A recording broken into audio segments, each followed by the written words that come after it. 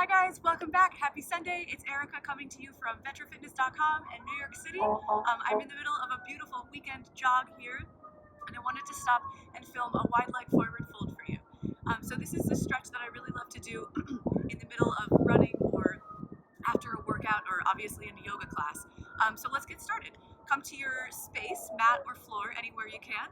Set your feet wide apart. Don't go so wide that you have trouble bending over, but a few feet, 3-4 feet.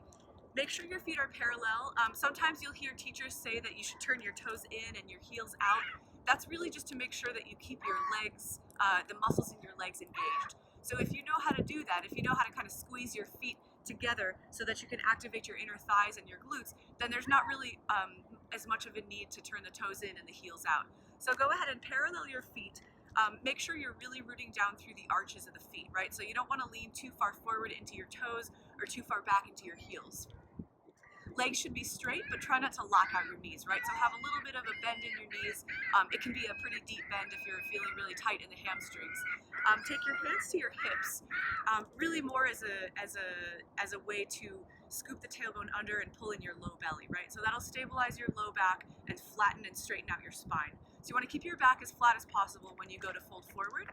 Hands on your hips, draw your shoulder heads up, back, and down, widen across the front of your chest. Take a deep breath in. And as you exhale, very slowly start to fold forward. So as you'll fold forward, you feel the hamstrings and the inner hips start to stretch. This is the time when you want to really make sure that you don't lean back into your heels, taking your weight back far. You want to make sure, like I said, that you don't lock out your knees. That's easy to do in this kind of a pose. And you want to make sure that you keep a little engagement in your core, right? So I'll turn sideways for you. You can see it a little bit better. You have your hands on your hips. You're going to take, with your flat back, your shoulders back, and your tailbone scooped under, you're going to start to slowly tip forward, again, without leaning back or without coming forward too much.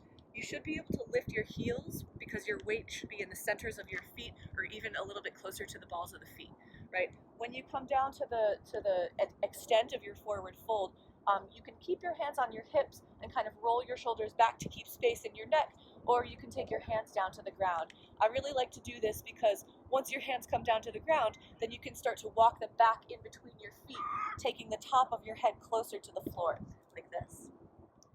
And then once the top of your head comes closer to the ground, you can start to kind of lift up through the hamstrings and through the butt, really lengthening the backs of the legs, right? Another thing I really like to do in this fold is I like to kind of side lunge a little bit back and forth, especially during something like a run.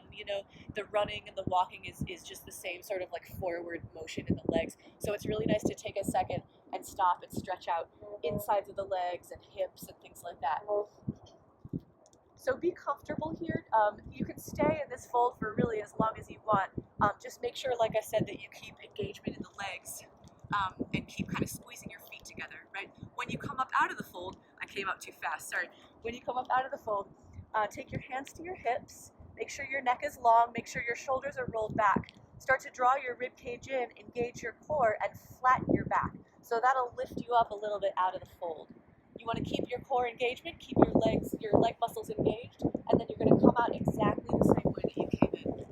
So if you do this fold correctly, you'll feel a lot of activity, engagement in the backs of the legs and the glutes. That's a good thing. Whenever you take big stretches like that, you want to make sure that you maintain some muscle activation so that you don't hurt yourself and kind of dump into the stretch too much. So that's it. Let me know if you have any questions. Let me know if